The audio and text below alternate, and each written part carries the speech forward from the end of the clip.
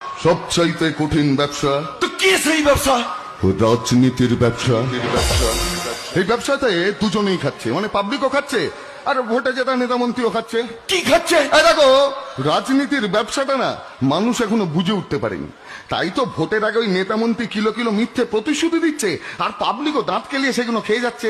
কিন্তু কিন্তু কিন্তু যখন ওই ভোটে জেতার পর একবার ওই এলাকাতে না এসে কোনো প্রতিশ্রুতি পূরণ কোনো নেতা বা মন্ত্রী করে না না, তখন পাবলিকের হাতে তাকেও খেতে হয়। পাবলিকের হাতে মার খেয়ে তখন হাতে ব্যান্ডেজ বেঁধে ওই হাসপাতালের বেডে শুয়ে থাকতে হয়। তেমন নিজের উপলব্ধি। একটা সময় এই সুজলা সুফলা ভারতবর্ষ ছিল পৃথিবীর সবচাইতে শান্তির দেশ। আর আজকে সেই ভারতবর্ষই 33% দরিদ্র সীমার নিচে বাস করছে।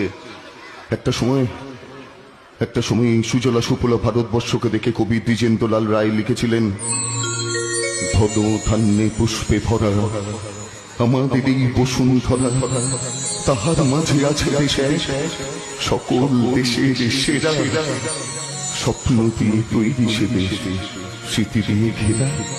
কিন্তু বর্তমান যুগে যদি কবি বেঁচে থাকতেন তাহলে এই কঙ্কালছাড় দরিদ্র ভারতবর্ষকে দেখে উনি লিখতেন, গোলা বারুদ বোমায় ভরা আমাদের এই বসুন্ধরা, তাহার মাঝে আছে দেশে